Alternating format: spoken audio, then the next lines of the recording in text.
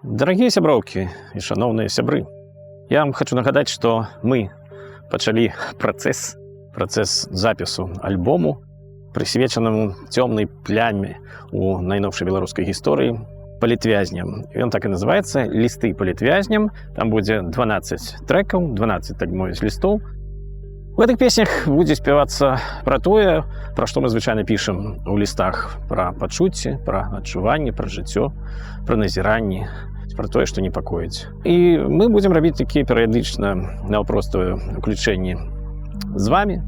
Будзем паказваць, як мы ствараем гэтыя песні. Это будзе крыху потым праз некалькі гэтых уключэнняў. А пакуль што давайце паразмаўляем пра гісторыю гэтай бруднай, непрыемнай плямы, палітвязненства гэтага, так бы мовіць.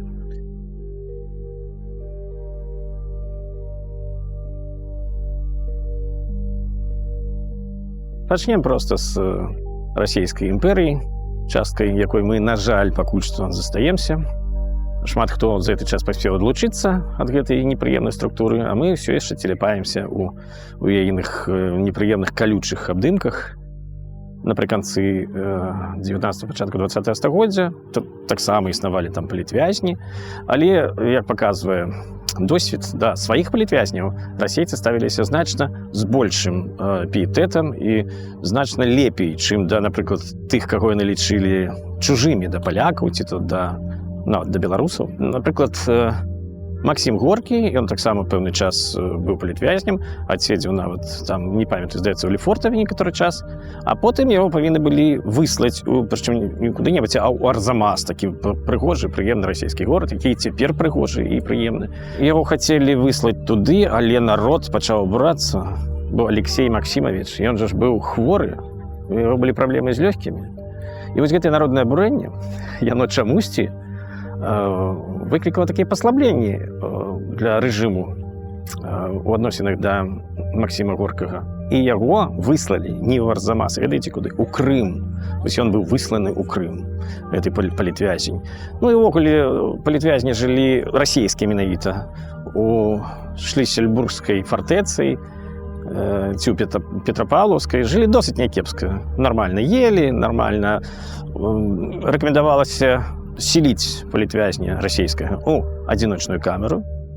Но калі не, тады можа быць 2-3 чалавекі максімум, але толькі адны палітвязні, без крымінальнікаў. Іх нават не рэкамендавалася на працу пасылаць разам з крымінальнікамі, таму што яны маглі аказваць уплыў негатыўны на гэтых крымінальныя элементы і узбунтоўваць іх. Таму досыць было так някепска. Чаго не скажаш пра, напрыклад, Варшаўскую цытадэль, дзе сидзелі якраз вось гэтыя польскія паўстанцы, і у тым ліку і Пілсудскі сидзеў, і Дзяржынскі сидзеў у гэтай цытадэлі. Ну, там былі горшыя умовы, і там каралі смерцю, просто там же ж выводзілі, і там шыбеніца стаяла. Умовы былі горшыя, ну, але ўсё гэта ўсё роўна непараўнальна, ведаеце, з тым, што адбываецца цяпер у нашых месцах, так бы мовіць, зняволення. Пра гэта мы пагаворым крыху пазней і пагаворым з самімі людзьмі, якія, дзякуй Богу, ужо вызваліліся з гэтых засценкаў ГПУ.